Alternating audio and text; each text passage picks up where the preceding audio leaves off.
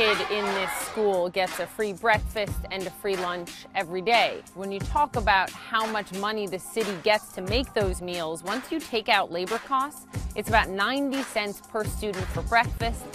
And when you look at lunch, we have about $1.50 to spend on actual food. That's it. That's it. Is that enough? I think it's very, very difficult. I think that the people who are trying to make those small amounts of money stretch and feed all of these children have one of the hardest jobs. It would be great if there was more funding for them.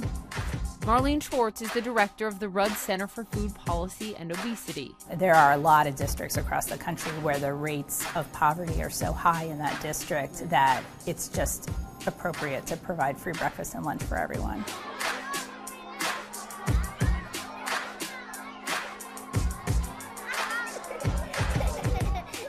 Chai-Elise is in second grade here at Wilbur Cross, the typical elementary school in Bridgeport, Connecticut. Pretty good. None of them have a full working kitchen. They are essentially warming and serving stations. That saves money on equipment and labor. And that's why all the food for the district is made here at the Nutrition Center.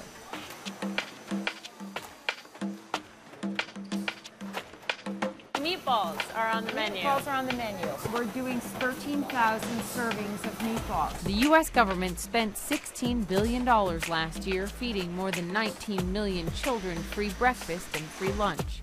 That's just under 0.5 percentage point of the total federal budget in 2014. It starts with Maura O'Malley selecting the menu. This is May's lunch menu. How many fruits, how many vegetables. And she puts it all in a spreadsheet to make sure it meets the national health criteria for sodium and fat. Because the schools are K through 8, lunch has to be between 600 and 650 calories. And yes, the tomato sauce in pizza counts as a vegetable. But in Bridgeport, O'Malley says a side vegetable is always served alongside it.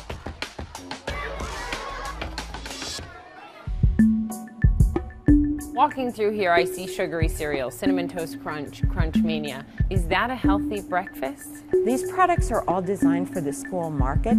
They're all whole grain and they're all a third less sugar than the products that you see in the retail market. In other words, the food companies design the food to match the regulations, but they get something else out of it too. I think that the reason we have branded food products in schools is because the food companies see this as an opportunity to market their brand, because they know that then the kids will want that brand. Between the regulations and the budget, though, it's hard to make a complete meal the kids will eat. How's the food? Sometimes the food is not good and sometimes it's good. Sometimes it's good, most of the time I don't like it. It helps you know that you should eat every day and you should be healthy. It's tough, challenging, but the kids in Bridgeport deserve it. I mean, they need this, and we just want to do the best we can with the limited resources we have. What drives you? I'm a Bridgeport native. These kids and their families are my neighbors.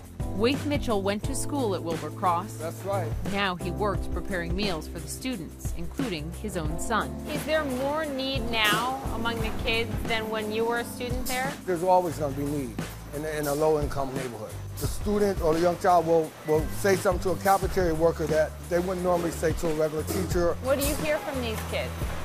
I'm hungry. You hear it a Or lot. can I have more? How is this an economic recovery with 1 in 5 kids in America on food stamps? I don't know how to answer that because we definitely do still have children who are definitely hungry, who are living in poverty. Despite the free breakfast and lunch in the school, for many children here, it is still not enough. That's why every week the Connecticut Food Bank delivers donated food for 30 children to bring home over the weekend. Margaret Weldon runs the program at Wilbur Cross. The pack is designed for children to have a snack over the weekend. Easy access. Kids can do all of this on their own. What do you say? You're welcome. Food is critical. We have kids that, if they don't have it in school, there's households that don't have it. Chai-Elise is fortunate enough to be sent home with a bag. And I do have a waiting list. And kids come to me and they ask me, Ms. Weldon, can I get on the backpack program? Do you know how I feel when I say to a kid, I don't have room for you, and I know that's a hungry, student? Success is not going to happen if you start at the bottom with hungry children. They are our future. And if right now we can't address a basic need as hunger and feeding, then we need to open our eyes.